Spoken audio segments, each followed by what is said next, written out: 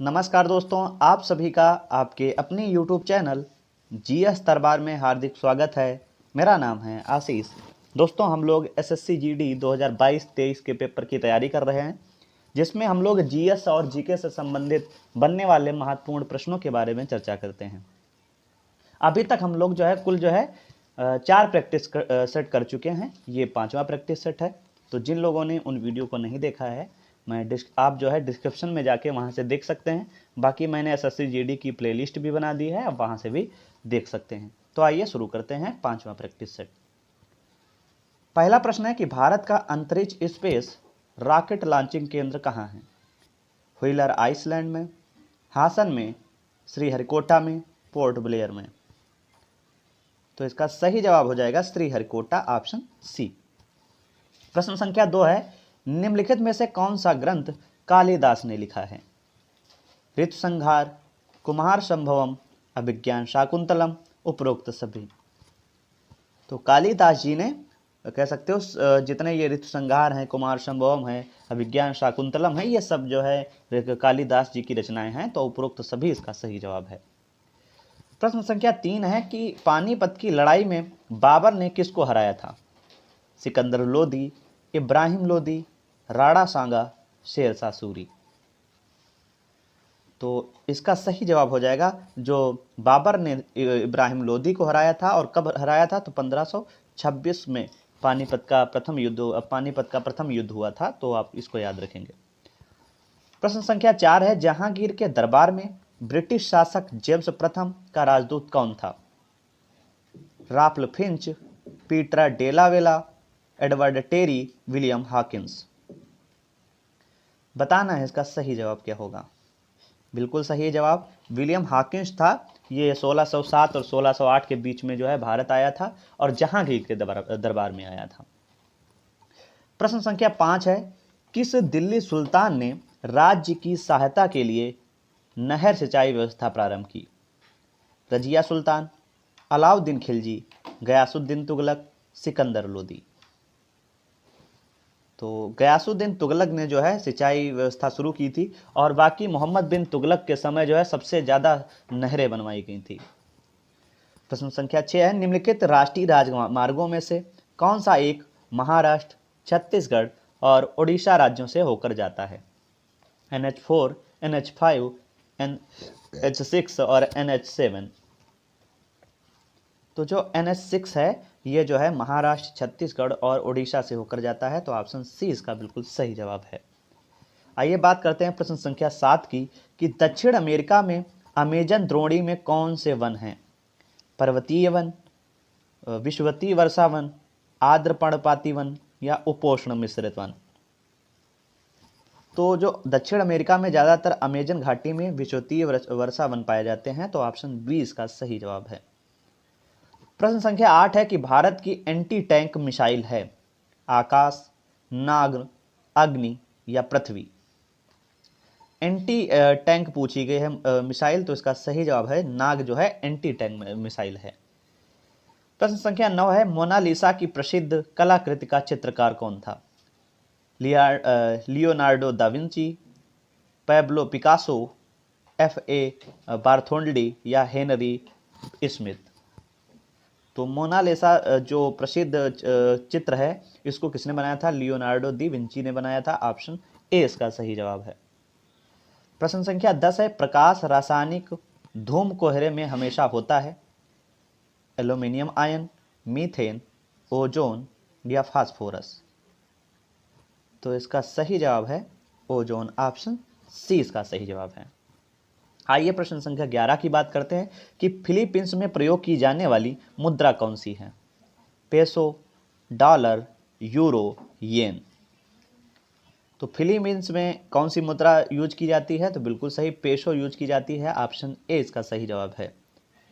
प्रश्न संख्या 12 है, गुजरात सल्तनत का संस्थापक कौन था? अहमद शाह, मोहम्मद शाह, दिलावर खान, जफर खान। ये हो सकता है आपके लिए नया प्रश्न हो, गुजरात सल्तनत। तो इसका सही जवाब है जफर खान, गुजरात सल्तनत का संस्थापक था। प्रश्न संख्या 13 है कि व्हाट्सएप में हाल ही में UPI पेमेंट के लिए कितने बैंकों के साथ साझेदारी की है? 3, 4, 5 या इनमें से कोई नहीं।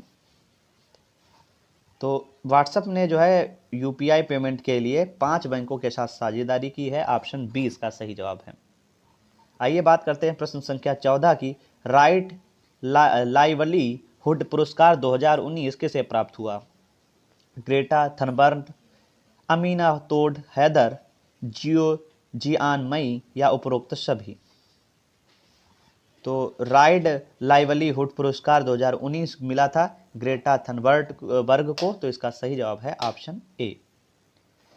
प्रश्न संख्या 15 है कि इस्तांबुल कन्वेंशन से अलग होने का निर्णय किस देश ने लिया? अमेरिका, फ्रांस, चीन, पोलैंड? तो इसका सही जवाब हो जाएगा पोलैंड ने जो है अलग होने का निर्णय लिया है। प्रश्न संख्या 16 है कि एशिया का कौन सा देश संयुक्त राष्ट्र शस्त्र व्यापार संधि में शामिल हुआ? भारत, चीन, थाईलैंड, कंबोडिया? तो जो चीन है वो इसमें शामिल हुआ है, तो ऑप्शन बी इसका सही जवाब है। प्रश्न संख्या 17 है कि डागर बैंक कहाँ स्थित है? अटलांटिक महासागर में, प्रशांत महासागर में, आर्कटिक महासागर में या हिंद महासागर में? तो डागर बैंक कहाँ है? अटलांटिक महासागर में है। ऑप्शन ए इसका सही जवाब है। प्रश्न संख्या 18 है कि सर्वाधिक मतदाताओं वाला देश कौन सा है? भारत, चीन, अमेरिका, ब्रिटेन? तो सबसे ज़्यादा मतदाता जो है भारत में है। वैसे जनसंख्या की दृष्टि से भारत का दूसरा स्थान है, परंतु जो है अगर मतदाताओं की बात करे जाएंगे तो भारत जो है प्रथम देश है जहां सर्वाधिक मतदाता हैं। आइए प्रश्न संख्या 19 की बात करते हैं कि रजत क्रांति का संबंध है तिलहन से, अंडा से, मछली से या दूध से? तो रजत क्रांति का संबंध है अंडा से, तो इसलिए इसका सही जवाब हो जाएगा ऑप्शन बी। और यही अगर तिलहन की बात करें या मछली की बात करें दूध की, तो ये अलग अलग क्रांतियाँ होती है। जैसे मछली के लिए आपको पता है नीली क्रांति और दूध के लिए श्वेत क्रांति, इस तरीके से क्रांति अलग अलग हैं। प्रश्न संख्या 20 है किसी राष्ट्र के वास्तविक जीवन स्तर का आकलन किया जा सकता है? सकल राष्ट्रीय आय द्वारा, निवल राष्ट्रीय आय द्वारा, प्रति व्यक्ति आय द्वारा या प्रयोज्य निजी आय द्वारा? तो प्रति व्यक्ति आय द्वारा जो है किसी भी राष्ट्र के वास्तविक जीवन का स्तर का आकलन किया जा सकता है। प्रश्न संख्या 21 है कि डॉक्टर बी.आर. अम्बेडकर ने संविधान का हृदय और आत्मा किसे कहा था? समानता का अधिकार को, शोषण के विरुद्ध अधिकार को, संवैधानिक उपचारों का अधिकार को या धर्म की स्वतंत्रता का अधिकार को? तो बताना है इसका सही जवाब। बिल्कुल सही, ऑप्शन सी इसका सही जवाब है कि संवैधानिक उपचारों का अधिकार को जो है डॉक्टर बी.आर. अम्बेडकर ने संविधान के हृदय और आत्मा कहा है। और यही देखो यहाँ पे ध्यान रखना, अगर यहाँ पे नाम ना दिया होता बी.आर. अम्बेडकर और सीधे पूछा था कि संविधान की आत्मा किसे कहा जाता है, तो जो है प्रस्तावना इसका सही जवाब हो जाता। तो आपको ध्यान देना कि क्या उसमें बी.आर. अम्बेडकर के परिप्रेक्ष्य में पूछा है कि ऐसे ही पूछा है। प्रश्न संख्या 22 है इंसुलिन से स्रावित होता है। बताना है इंसुलिन किससे स्रावित होता है? यकृत से, तिल्ली से, अग्नाशय से या गुर्दे से? तो ये तो सभी को पता होगा कि जो इंसुलिन है वो अग्नाशय ग्रंथि से जो है स्रावित होता है, तो ऑप्शन सी इसका सही जवाब है। प्रश्न संख्या 23 है शर्करा में पाया जाता है कार्बन, नाइट्रोजन एवं ऑक्सीजन, कार्बन, हाइड्रोजन एवं ऑक्सीजन, कार्बन, हाइड्रोजन एवं नाइट्रोजन, ऑक्सीजन, नाइट्रोजन एवं हाइड्रोजन? तो बताएं इसका सही जवाब। तो शर्करा किसमें पाया जाता है? तो इसका सही जवाब हो जाएगा कार्बन, हाइड्रोजन और ऑक्सीजन। ऑप्शन बी इसका सही जवाब है। आइए प्रश्न संख्या 24 की बात करते हैं कि शरीर में विटामिन डी की कमी से कौन सा रोग उत्पन्न होता है? सूखा रोग, स्कर्वी रोग, बेरी या रतौंधी? तो बताना है विटामिन डी की कमी से कौन सा रोग होता है। बिल्कुल सही जवाब है, सूखा रोग जो है विटामिन डी की कमी से होता है। ऑप्शन ए इसका सही है। और आज का अंतिम प्रश्न है कि भारत ने PSLV C-49 के द्वारा किस उपग्रह का परीक्षण 7 नवंबर 2020 को किया? EOS-01, GSAT या गेस्ट 30 को या रिसत 2BRI के द्वारा या कार्टोसैट 3 के द्वारा? तो इसका सही जवाब हो जाएगा ऑप्शन ए EOS 01 के द्वारा। तो दोस्तों इस वीडियो में बस इतना ही रखते हैं। आप सभी को ये वीडियो कैसा लगा है आप सब कमेंट करके ज़रूर बताइएगा, और हमारे साथ जुड़े रहिएगा। और हम कोशिश करेंगे कि जल्द से जल्द, मैंने बताया था कि हम लोग आप सभी को वन लाइनर में भी क्वेश्चन करवा देंगे, तो कोशिश जारी है। जल्द ही आपको एक वीडियो के साथ मिलेंगे जिसमें हम वन लाइनर टाइप में आपको क्वेश्चन कराएंगे। बाकी प्रत्येक दिन हम लोग प्रैक्टिस सेट तो कर ही रहे हैं। तो बस दोस्तों इस वीडियो में इतना ही रखते हैं। धन्यवाद।